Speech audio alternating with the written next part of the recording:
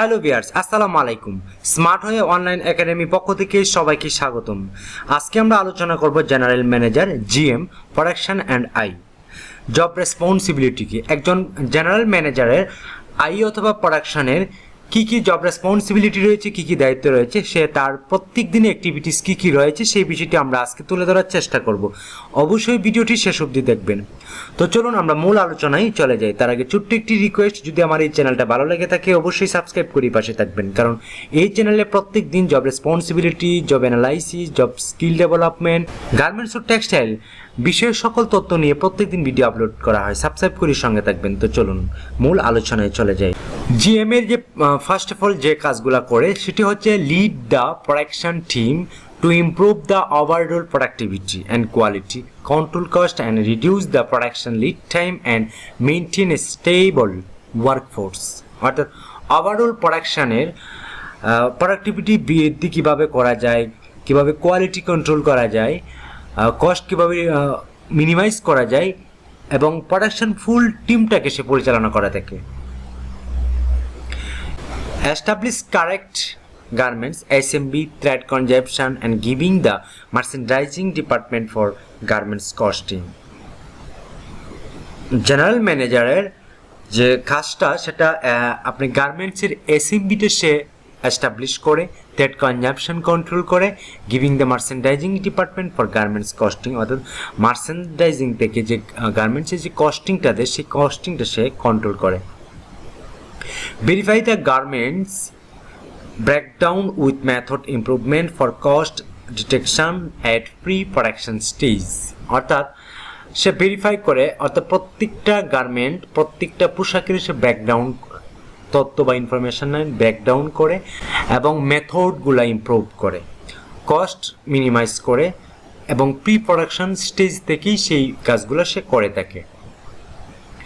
Should be good knowledge about setting up I, অর্থাৎ সে fully একটি কোম্পানির আয়ের যে সেট আপটা রয়েছে সেটা কন্ট্রোল করে and work study in cutting, swing and finishing sector, বিশেষ করে কাটিং এবং সুইং ফিনিশিং সেক্টরে সে কাজগুলা বেশি করে।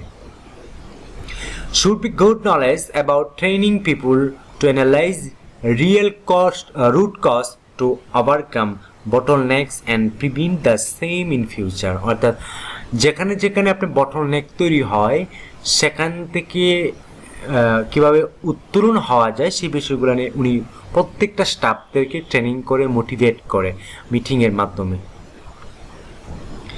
Ensure the alignment with the corporate business goal, অর্থাৎ একটি কোম্পানির বিজনেস গোল কি রয়েছে, তার কি উদ্দেশ্য রয়েছে, একটি কোম্পানির অ্যালগোরিদম কি, প্রত্যেক বছরে তার যে প্রোডাক্টিভিটি কীভাবে বৃদ্ধি করা যায় সেই বিষয় নিয়ে উনি কাজ করে এবং সর্বশেষ যে একটা টার্গেট থাকে যে সেই টার্গেট অনুযায়ী সে অ্যাচিভ কীভাবে করা যায় সেই কাজগুলো সে করিয়ে নেয়। Should be sound knowledge about production and capacity planning, অর্থাৎ ফাইনালি সে যে কাজগুলো করে সেটা হচ্ছে প্রোডাকশন অ্যান্ড ক্যাপাসিটি প্ল্যানিং অনুযায়ী সে কাজ করে। Monthly billing projection, monthly target, weekly target, daily target নিয়ে উনি কাজ করে একজন general manager production and I. Should be sound knowledge about motivation, various production techniques with problem solving ability, অর্থাৎ যে কোনো ধরনের সমস্যা, বড় ধরনের সমস্যা হয় প্রত্যেকটি সেক্টরে, সেই সেক্টরের সমস্যাগুলো নিয়ে উনি কাজ করে এবং ইনি যে টেকনিক্যাল বিষয়গুলো রয়েছে সেই বিষয়গুলো নিয়ে উনি পরামর্শ দেয়, মোটিভেট দিয়ে থাকে। Manage the operation within agreed KPI, অর্থাৎ কেপিআই দ্যাটস মিন কি পারফরমেন্স ইন্ডিকেটর, ইনি অপারেশন টোটাল অপারেশনটাকে সে কেপিআইয়ের মাধ্যমে মূল্যায়ন করে। সো ওনার একজন জেনারেল ম্যানেজারের অনেক বড় ধরনের কাজ রয়েছে। Work closely with HR, administration, logistics and all production related departments to enhance the production efficiency and operation environment. Overall উনি administration, HR, logistic, all production related যত ধরনের ডিপার্টমেন্ট রয়েছে তাদের সাথে উনি কোঅপারেটভাবে কাজ করে এবং ইফিসিয়েন্সি নির্ণয় করে, ইফিসিয়েন্সি অনুযায়ী প্রোডাকশন উৎপাদন হচ্ছে কিনা সেই বিষয়টি উনি ক্যালকুলেশন করে অপারেশন এনভায়রনমেন্ট কন্ট্রোল করে এবং 5S নিয়ন্ত্রণ করে। Should be prepare regular reports and presentation on IE in production for the CEO and DMD, অর্থাৎ মালিকের কাছে বা সিইওর কাছে উনি যে সারাদিন কর্ম করেছে বা মান্থলি যে টার্গেট দিয়েছে সেগুলো নিয়ে প্রেজেন্টেশন স্কিল করে আই এবং প্রোডাকশনের যে রিপোর্টটা দেবে সেই রিপোর্টটা নিয়ে উনি সিইও অথবা মালিকের কাছে বসবে এবং রিপোর্টটা সে প্রেজেন্ট করবে। সো এই ছিল একজন জেনারেল ম্যানেজার প্রোডাকশন আই ডিপার্টমেন্টের একটি জব রেসপন্সিবিলিটি। আপনি যদি জিএম হিসেবে জয়েন করতে চান তাহলে আপনি এই বিষয়গুলো ভালো করে জানতে হবে। আশা করি এই ভিডিওটা মূল যে বিষয়টা সেটা বুঝতে পারছেন যে একজন জিএম এর যে মেইন কাজ, মেইন কেপিআই সেটাই হচ্ছে আজকের এই জব রেসপন্সিবিলিটি। সো যারা জিএম হিসেবে স্বপ্ন দেখছেন বা ইতিমধ্যে আপনি ভালো পজিশনে আছেন, ভবিষ্যতে জিএম হওয়ার চিন্তা ভাবনা করছেন, অবশ্যই আপনাকে এই বিষয়গুলো কাজ করে যেতে হবে। এক্সপিরিয়েন্সের মাধ্যমে আপনি সেই পদটা নিতে পারেন, আপনি লিডারশিপ স্কিলটা ডেভেলপ করতে হবে। তো আমরা এখন আলোচনা করব একজন জিএম এর এক্সট্রা রিকোয়ারমেন্ট কি, অর্থাৎ অতিরিক্ত রিকোয়ারমেন্টের মাধ্যমে প্রবলেম সলভিং স্কিল থাকতে হবে। যে কোনো ধরনের সমস্যা হোক না কেন সঠিকভাবে প্রপার ওয়েতে সেটা সলিউশন দেওয়া। টাইম ম্যানেজমেন্ট স্কিল, আর একজন জিএম এর টাইম ম্যানেজমেন্ট স্কিলটা very important.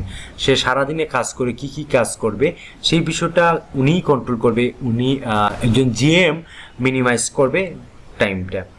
Decision making skill, decision নেওয়ার মতো ক্যাপাবল আপনার থাকতে হবে, সেটা আপনাকে গেইন করে নিতে হবে। ইনফ্লুয়েন্স স্কিল, অর্থাৎ কাজের প্রবাহ যাতে বৃদ্ধি পায় সেই একটা স্কিল আপনি কীভাবে গেইন করবেন সেটা একজন জিএম এর ভিতরেই সম্ভব। একজন জিএমই সেই স্কিলটাকে গেইন করতে পারে। পার্সোনাল পাওয়ার স্কিল আপনাকে গেইন করতে হবে। টিম ম্যানেজমেন্ট স্কিল, অর্থাৎ যেহেতু আপনি একজন জিএম তাহলে আপনি টিম নিয়ে কাজ করতে হবে। সো টিম নিয়ে কাজ করতে গেলে আপনাকে অবশ্যই টিম ম্যানেজমেন্টের স্কিলটা গেইন করতে হবে। কোলাবোরেশন স্কিল, অর্থাৎ মানুষকে সহযোগিতা করার মানসিকতা আপনার থাকতে হবে। আপনি একজন অফিসার, একজন ইনচার্জের মতো কথাবার্তা বললে হবে না, আপনার ঠান্ডা মাথায় আপনার কথা বলতে হবে, আপনার ডিসিশন দিতে হবে যদি আপনি জিএম হিসেবে স্বপ্ন দেখেন। স্ট্রেস ম্যানেজমেন্ট স্কিল, আপনাকে অবশ্যই স্ট্রেস ম্যানেজমেন্ট স্কিলটা অর্জন করতে হবে। ইনোভেটিভ স্কিল আপনাকে গেইন করতে হবে। সেলফ ডিসিপ্লিন স্কিল আপনাকে নির্ণয় করতে হবে এবং গেইন করতে হবে। সেলফ ডিসিপ্লিন, নিজের যে আপনার যে ব্যক্তিত্ব, আপনার যে লিডারশিপ, আপনি যে একজন জিএম সেটা আপনাকে অ্যাটিটিউডের মাধ্যমে, বডি ল্যাঙ্গুয়েজের মাধ্যমে বুঝিয়ে দিতে হবে। Proven work experience as an industrial engineer or similar role, অর্থাৎ একজন ইন্ডাস্ট্রিয়াল রুলের যে রুলস রয়েছে তার সিমিলার রুলস আপনাকে গেইন করতে হবে। একজন জিএম হিসেবে আপনার অ্যাডমিনিস্ট্রেশন, এইচআর সব বিষয় নিয়ে কিন্তু আপনাকে কাজ করতে হবে। Advance knowledge of production machinery process and standard, অর্থাৎ আপনাকে প্রসেস নিয়ে কাজ করতে হবে, মেথড নিয়ে কাজ করতে হবে, মেশিনারি সম্পর্কে ভালো জ্ঞান রাখতে হবে, এসওপি সম্পর্কে ধারণা রাখতে হবে। Critical thinking and problem solving skill, আপনাকে অবশ্যই ক্রিটিক্যাল থিঙ্কিং করতে হবে। প্রবলেম সলভিং করার জন্য আপনাকে যে ক্যাপাবল হওয়া উচিত সেটা আপনার হতে হবে। Strong communication and presentation abilities, আপনাকে কমিউনিকেশন স্কিলটা গেইন করতে হবে, ভালো করতে হবে। প্রেজেন্টেশন স্কিলটাও আপনাকে ভালো করতে হবে। Degree in industrial engineer or related field prepared, অর্থাৎ আপনাকে অবশ্যই ইন্ডাস্ট্রিয়াল ইঞ্জিনিয়ার বা তার রিলেটেড যে কোনো ডিগ্রি আপনি নিতে পারেন। সো এই ছিল একজন জিএম এর এক্সট্রা রিকোয়ারমেন্ট, এডিশনাল স্কিল, যেটা জিএম না, নট অনলি জিএম, একজন অফিসার, একজন ম্যানেজার, অ্যাসিস্ট্যান্ট ম্যানেজার, অ্যাসিস্ট্যান্ট অফিসারের এই জ্ঞানগুলো বা নলেজগুলো বা স্কিলগুলো, সফট স্কিলগুলো আপনার প্রয়োজন। সো এই ছিল আজকের জব রেসপন্সিবিলিটি একজন জিএম এর এবং একজন জিএম এর অতিরিক্ত স্কিল। সো ভিডিওটা যদি ভালো লাগে থাকে বা এই ধরনের ভিডিও যদি আপনি পেতে চান তাহলে অবশ্যই আমাকে সাবস্ক্রাইব করে পাশে থাকবেন। আজকে এই পর্যন্ত।